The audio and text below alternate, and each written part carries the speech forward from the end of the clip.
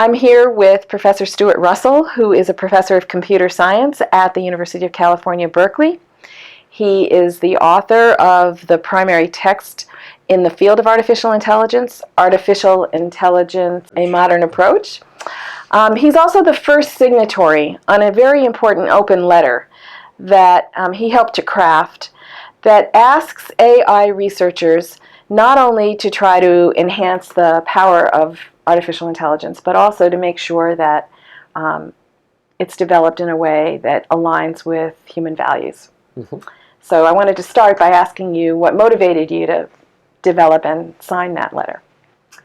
So it was a question I'd been thinking about since I wrote the first edition of the book, so in the early 90s.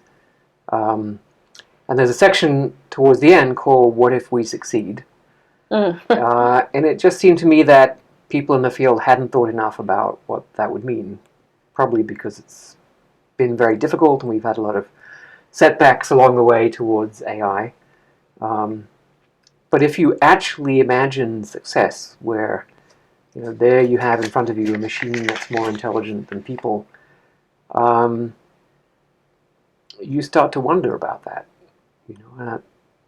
If you were a gorilla and you're having a meeting like this, and we're talking about whether it was a good idea to build the human race. Mm-hmm. Was that a good idea, guys? You said, no, actually it was a catastrophe for us. Us gorillas, we really made a mess of that. We shouldn't have done it. Because you can't easily control the behavior of things that are more intelligent than you are. So I figured that question needed to be raised at least a little bit.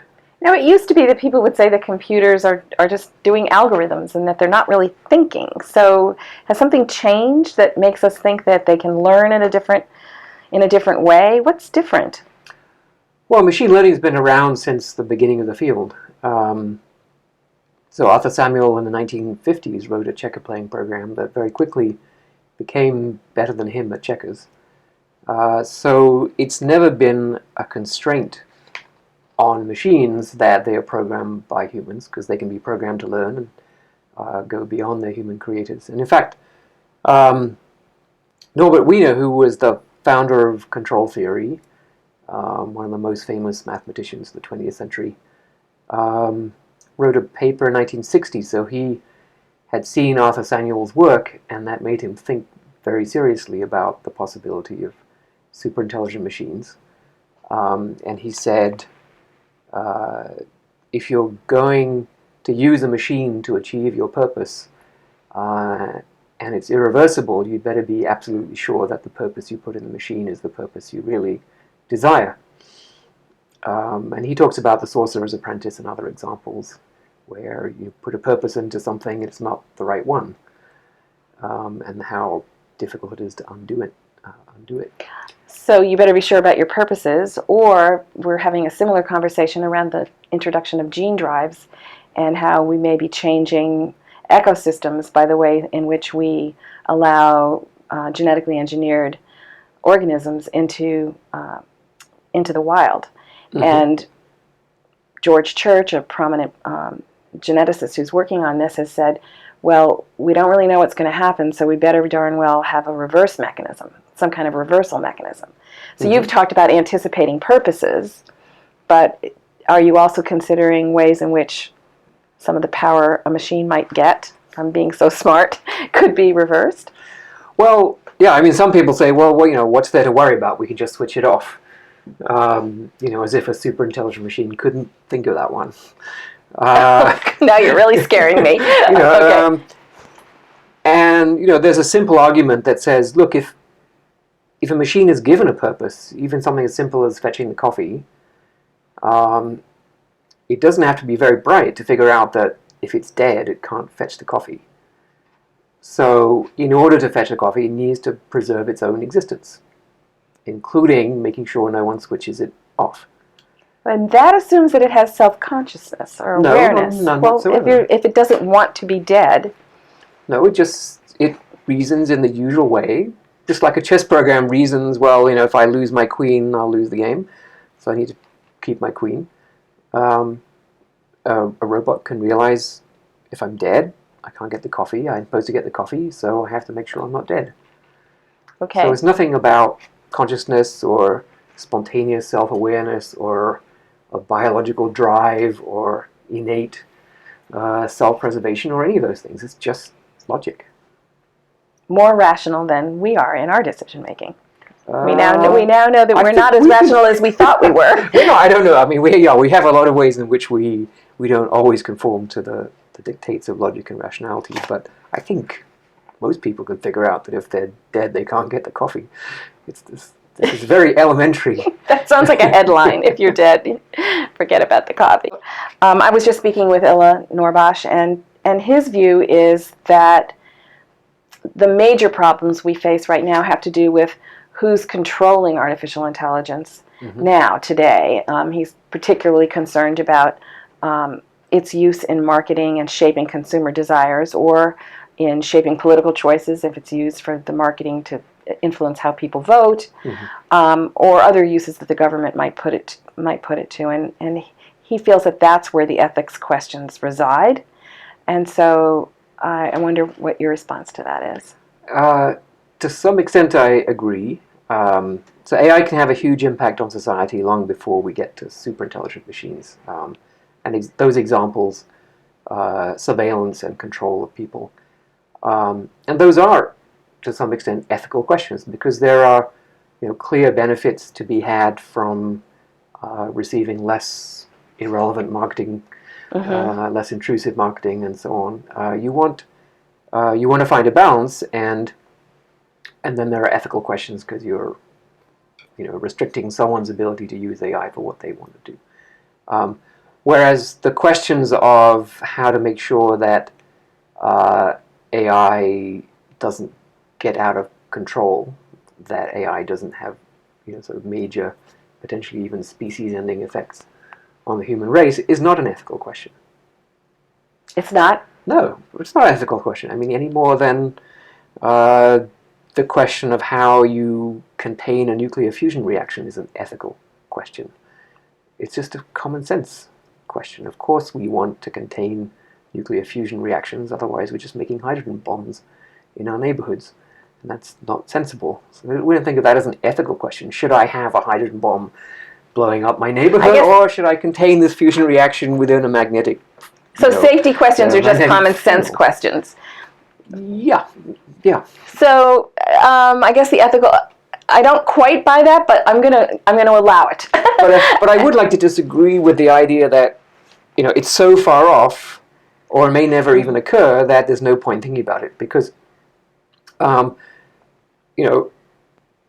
what people in the field of AI are doing we are moving full steam ahead towards the most intelligent systems we can build. So saying that it's so far off we may never reach it is like saying, well, yes, there is a cliff and we are driving towards it at full speed, but don't worry, we're going to run out of gas before we get there. Sometime. Was it you? Right? What kind of argument is that? Yeah. So was it you who said something like, if you knew that the aliens were coming, would you say, wait, I'll keep the lights on for them and we'll talk about it when they get here? Was that you? Or I did. I imagined getting an email from aliens saying, we're going to arrive in 50 to 70 years. Be warned.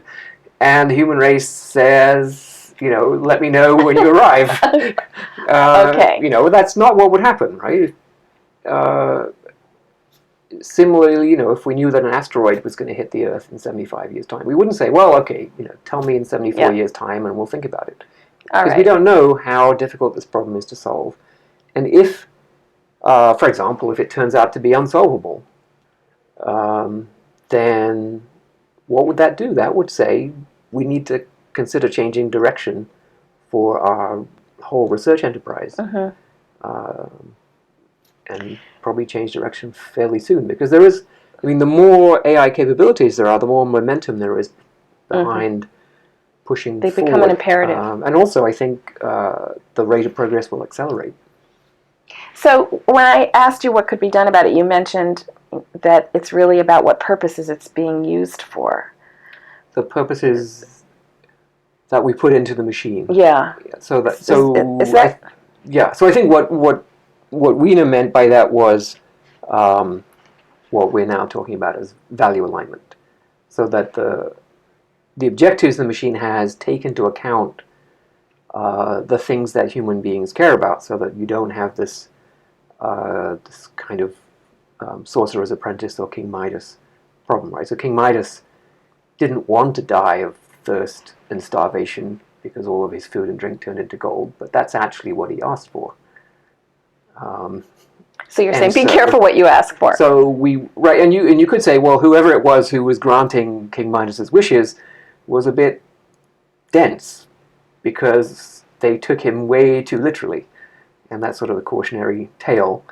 But the machines do take you literally, and so you'd better make sure that the machines know how to interpret what it is that humans ask for. They want every request that a human makes is not necessarily literally gospel truth yes. about what they really, really want. It's it's something they said, and you have to interpret that against a background of what they might have meant, what people generally want. Whether that would upset other people if they got what they said they wanted, a whole range of things, and that's a really difficult problem. And it's going to become more and more serious. And even I've talked half jokingly about what happens with the domestic robot. Right? If there's no food in the fridge and it decides to cook the cat for dinner because it's nutritious and it's cheap, and clearly we wouldn't be very happy. In fact, that would be the end of the domestic robot industry pretty much then and there. And the failure is just a failure to make sure that the machine understands the sort of full spectrum of things that humans care about. In this case, we care a lot more about the sentimental value of the cat than the nutritional value of the cat. It's hard to believe that all those things could be anticipated. Yes, and I think humans don't do it either. Right, Even the most virtuous humans sometimes forget something that matters to some people. But the idea would be that as long as you're 99% sure that you've got 99% of it right, so to speak, then that cat can be right. a mistake. So there will be still, mistakes, but there will be understandable mistakes, and they won't be sort of species-ending mistakes. So and I think the alternative, so the approach I'm working on is to say that human values are revealed in various ways by the things that humans do, including the things that they say, which saying is just a form of doing. And so artificial intelligence could learn from observing human words and behavior. Yes. That's what you're suggesting. Yeah. I'm arguing that machines should listen and watch the whole human race to the extent possible to figure out. There's a range of different human values. There are different cultures and individuals, and then people even change their values over time. So it's a very complicated problem, and but there is a lot of information out there. We ourselves learn a lot of our values by reading books, and we learn them from our parents. Things that people say to us. We read. And we're huge social learners. We Aesop's fables and so on. So we absorb. Observing. I actually believe that we develop a lot of our own value systems by explaining the behavior of those around us, using values as an explanation mechanism for behavior.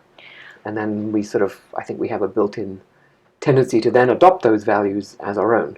So operationalize this for me. Does this mean that computers are observing us through sensors that are placed in places to observe real human interaction, or that they're reading books? You mentioned it's much easier to read books because they have access to everything the human race has ever written, pretty much. Plus, all the TV channels of every country in the world, all the movies that have ever been made. That's the cool thing about machines. They have time to watch all that stuff and read all that stuff. In the space of. So Stuart, I'm a novice in this area, but I've got to challenge you on this. Mm-hmm. The best literature is the best because it portrays morally uncertain tensions that different people would interpret, where different people would interpret the rightness of what they're observing in radically different ways. That's what makes it great literature. So how could computers observing or reading our great literature draw conclusions about right behavior? Perfect example. We don't want, it's very important, we don't want the machines to believe that they know exactly what humans want. Because this is precisely where the problem comes in. Uncertainty about what, so we know... I handed you this. Right, this is one of your points. Machine, okay. The machine knows that its objective is to help humans realize their own value to the greatest extent possible. But the machine knows that it doesn't know what those are. So... But if it's meant to learn about through its reading or so observation... it will get better over time, but as you say, there are things that will be very difficult and unclear, and will, even a single individual might hold different opinions about that at the same time. That's what's gripping about it. At different times. And certainly, reasonable people within the same society would differ. So in those cases, that's precisely when you don't want the machine to think that it knows the answer and to impose it. And this is one of the big differences between what has been the case in all the disciplines that have some notion of rationality or optimality. Statistics, operations research, economics, artificial intelligence, control theory. They all assume that someone just specifies the objective, and that objective is known by the person specifying it and is correct. Yeah. And I think that's really the source of the problem, and we need to start thinking about what it means to build systems that know that they don't know what their own objective is. It almost sounds like you want to build in humility in the machine. Yeah. So modesty, that they stop themselves. Modesty or humility, exactly right. Okay. I want to go back to your claim that that safety problems, that was my gloss on the examples you were giving, are not ethics problems. You called them common sense problems. I called them safety issues. So do we think of, we don't think of anti-lock braking as an ethical issue. No, the ethical issue comes when is there an obligation to ensure? Does somebody have accountability? Does somebody have an obligation to make sure that the brakes work? I see what you mean. And so it's not that it is a technical question whether the brakes work, but the moral question is to what extent is somebody responsible for that? And there's degrees of responsibility, and how much does an agent take on in order to make sure that that problem is fixed? So who are the responsible parties here? So it ought to be the case that AI becomes like branches of civil engineering, where if you're in the bridge designing and building business, the notion that you might not be concerned about the safety of the bridge is just ridiculous. Everyone who's in civil engineering, that's what you do as a civil engineer, is you make things that don't fall down. And so it's everyone's job in that business to make sure it doesn't fall down. And they have a whole engineering discipline of checks and certifications, both of individuals and of materials and of designs and so on. That's what civil engineers do. Same with people who work in nuclear fusion. They all work on containment. It's just what they do. So you're making... And for AI, we want the AI systems to behave in ways that we're happy with. And that's what AI researchers should do. So computer scientists should be in charge of solving this problem, or certainly anticipating it. So it should be part of the milieu, the mission, the education, the goal, the definition of the field.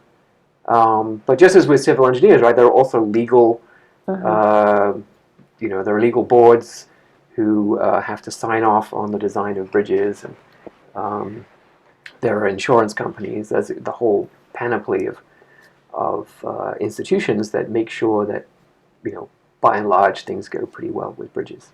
Do you think there's a role for bioethicists in this area, or ethicists in engineering ethics, for example? Yeah, absolutely. Could you say a little bit about that? So what we don't really understand is how to make sure that anyone sticks to any of this. Accountability, yeah. So what's to stop someone? Once the technology for building super intelligent machines or autonomous weapons is there, what's to stop someone from abusing those So you capabilities? see a need for oversight and governance. And I think,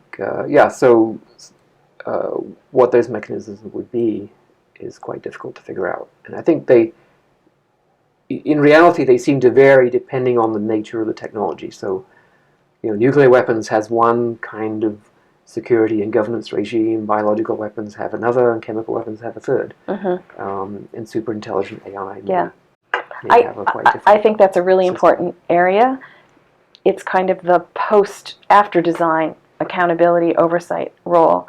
I would hope that there might be a conversation with not necessarily bioethicists, although I think there is a role for that in certain areas, but people who are trained in moral reasoning and in ethics and in a variety of different approaches that might be brought to bear in the decisions about what purposes the AI would be designed for. Yeah, I think the front end, particularly, how do you deal with conflicts in values between individuals and groups and societies, which brings in sociology and politics and moral philosophy and lots of areas. Yeah. So these are things that AI people don't have much of a clue. And the conversation could be very rich. How to handle. Yeah, I think it could be a fabulous investigation, because one of the outcomes of this process, presumably, is that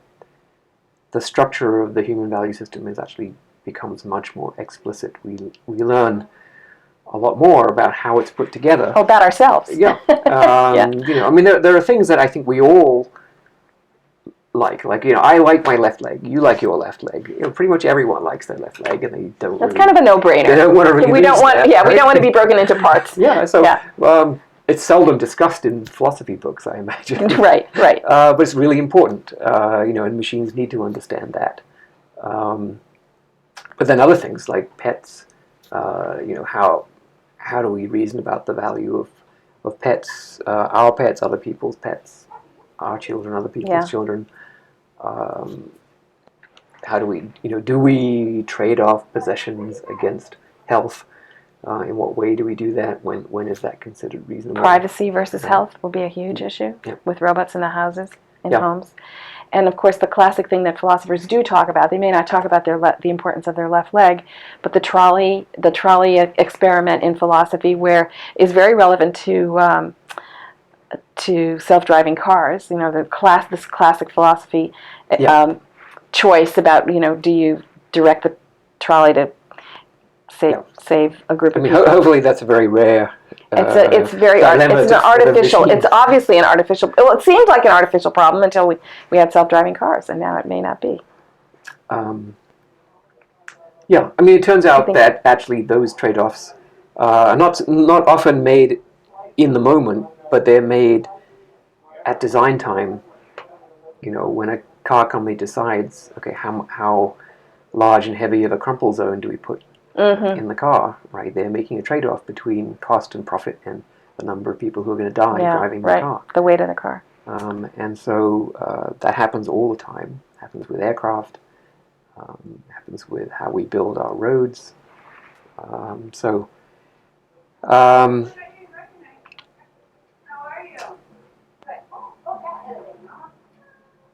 If self-driving cars come to pass, which I think they will, although it's taking much longer than people expected, for reasons I could get into, I think you would want, the manufacturers would want the federal government to stipulate what the standards are for making those kinds of trade-offs. I think no one would want to get up there That's really interesting. in front of a jury and say, well, yes, we decided. Okay, we decided Yeah. that 2 grandmothers is equal to 4 school children, or vice versa. Yeah. Right? I can guarantee you the government's not going to want to be in this business either, because the government hasn't wanted to make decisions about healthcare costs. We've pushed it down to the level of institutions and not the government. So nobody wants to make these kind of really hard moral choices, and yet they're absolutely fundamental. Well, the government does, for example, mandate safety belts. Right? They say what the standards are. Every car has to have them. And everyone has to wear them, right? So they do get into this business. If it's a safety issue, yes. Right. But if it's choosing between 2 goods, where different people would have different conceptions of what the morally more robust or justifiable choice is, the government doesn't. I don't know. We'll see. So I know we have to end, and we need to go eat. But can you say a sentence or two about why you think that self-driving cars is taking longer? So the design for self-driving cars up to now has worked as follows. So there's a chip that does the processing of the sensor information, and it reports that this is where the car is, this is where the lane markers are, this is where the other cars are, the pedestrians, the road signs, the speed limit, etc. So it provides a categorical interpretation of the current state to the sort of executive level. And then the executive level is built as a series of rules, which is really 1970s AI technology, rule-based systems in a good old-fashioned AI sense. And there are 2 problems. One is that the inputs from the sensor level are in fact not logically correct in all cases, so they can contain errors. And the second problem is that you can't write a list of rules that anticipates every possible circumstance. And we have never built chess programs this way, because you can't anticipate all the chess positions that you might get into and write rules that cover the correct way to handle those situations. So what chess programs do is not follow rules at all. What they do is they consider the possible courses of action, they evaluate the outcomes of those courses of action, and then they choose the best one. Just like us. Well, sometimes. Yeah. At our best. We are hybrids, right? When a fly flies towards your eyeball, you don't consider the outcomes. You just close your eye, and that's a built-in reflex. Yeah. And it's a big pain, because when you want to put in eye drops, your eye closes all the time, and you can't do it. And so we have this very dual process, complicated hybrid. It's not 2 processes, it's umpteen processes. So the self-driving cars are going to have to do this, but the rules of the physics of traffic and driving are much more complicated than the physics of chess. But does that mean that they've been designed on the wrong kind of paradigm? I think so, yes. Okay. And it's an empirical question as to whether they can just keep adding more and more and more rules until they get some level of performance that's good enough, or whether they're going to have to fundamentally redesign the approach. And what I'm hearing from some of the people in the business is that they're thinking they have to redesign it. So they actually have That'll take a while. Reason about uncertainty. They have to reason about the intent of the other drivers, which is a very complicated problem. They have to do real-time look ahead to anticipate the consequences of various choices, and it's not as simple as they thought. So there you go. Thank you so much. This was really fascinating. I really appreciate your taking the time to talk with us.